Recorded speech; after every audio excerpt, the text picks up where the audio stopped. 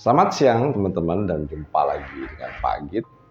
Telah kita ketahui bersama-sama yaitu Menteri KKP yaitu Sakti Wahyu Trenggono ini sudah menghentikan investigasi terhadap pagar laut yang sepanjang 30 km itu. Yang artinya bahwa penyakit atau biang keroknya semuanya adalah Kades Kohot atau arsin ya. Yang arsin ini mendapatkan denda administrasi 48 miliar. Nah, ini pun kita curiga ya kalau memang bisa bayar, duitnya dari mana? Seorang Kades Kohot gitu ya mampu membayar 48 miliar. Yang artinya di sini dalam kasus ini sudah mentok, cukup di sini saja. Itu tidak akan dilanjutkan lagi karena arsin ini sudah dinyatakan terbukti bersalah dan bertanggung jawab telah membuat pagar laut sepanjang 30 km. Ini ya sangat-sangat tidak logis ya. Yang kalau dikalkulasi itu biaya untuk membuat pagar laut itu ratusan miliar. Itu panjangnya ya separuh Jakarta Bogor lah, Jakarta Bogor 60 km ya. Katakanlah ini Jakarta Cibubur ya, sekitar segitulah atau lebih lah. Nah, itu kalau lewat tol tuh jaraknya sekitar segitu, 30 km, ini panjang sekali. Dan mekanisme kerjanya ya membawa bambu dengan truk, kemudian melewati laut, menanamnya, ya mekanisme kerjanya ini ribet, nggak mungkin murah, dan nggak mungkin arsin ini melakukan atas kemauan dia sendiri. Logikanya nggak mungkin lah ya, kita ini sebagai rakyat yang dibodohin terus gitu. Arsin ini dalam hal pembuatan pagar laut dinyatakan bersalah, kemudian mendapatkan sanksi administrasi 48 miliar. Itu hanya arsin dan satu karyawannya kalau nggak salah itu sekretaris desa lah ya, dengan sekdesnya. Dan berdasarkan pemalsuan data, ini arsin juga ditahan bersama 3 orang lainnya ya, berarti berempat. Nah, ini sudah dinyatakan bersalah gitu dan ditahan di Bareskrim Polri. Ini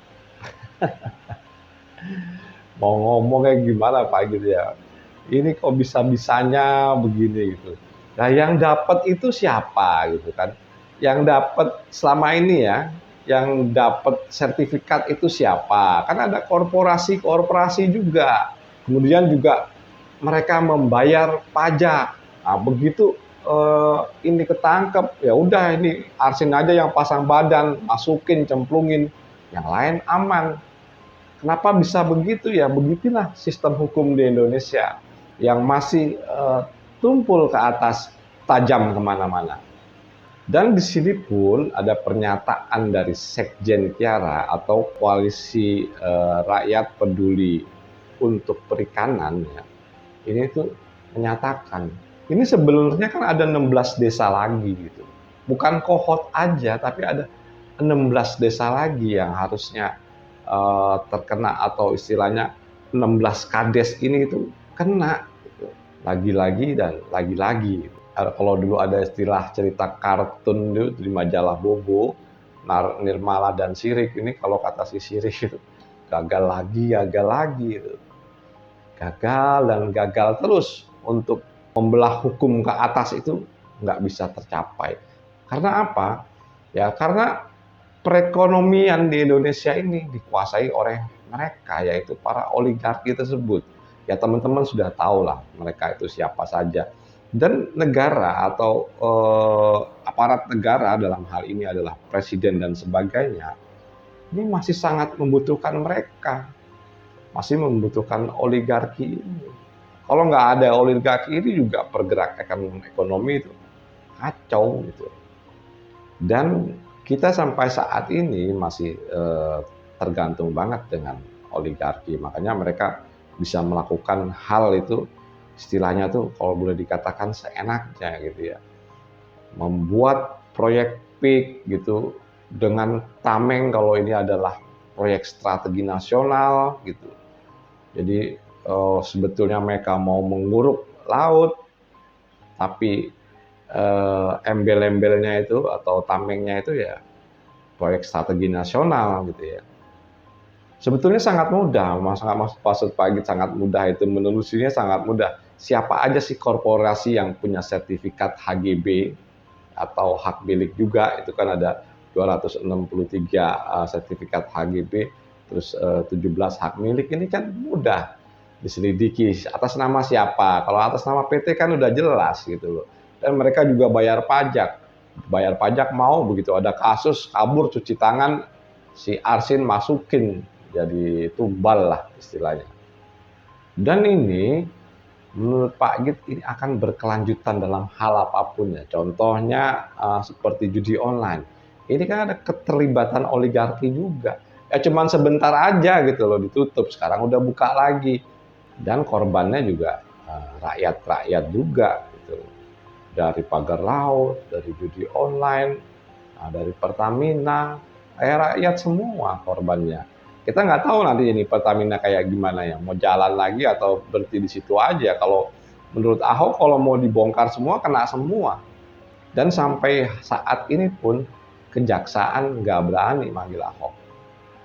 Oke teman-teman, menurut Pak Agit kita ambil kesimpulan dalam hal ini ya. Dari dengan pernyataannya Sakti Wahyu Trenggono atau Menteri KKP yang memberhentikan investigasi ini sudah nyata-nyata kalau negara tidak berani melawan oligarki. Kenapa?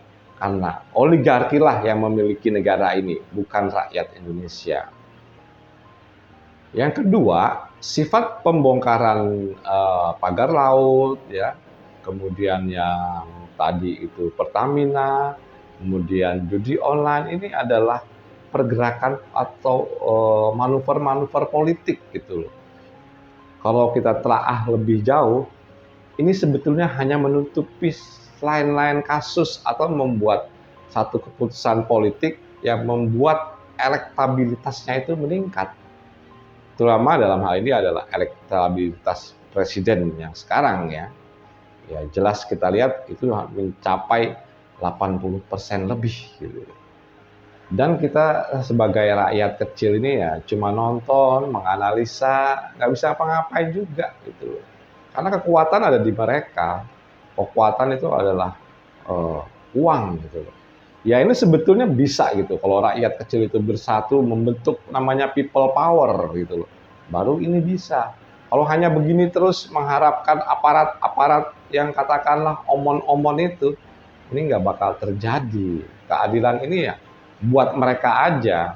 Rakyat itu ya cuman korban, korban, dan korban lagi. Oke teman-teman, menurut Pak Agit ini cukup sekian dan terima kasih.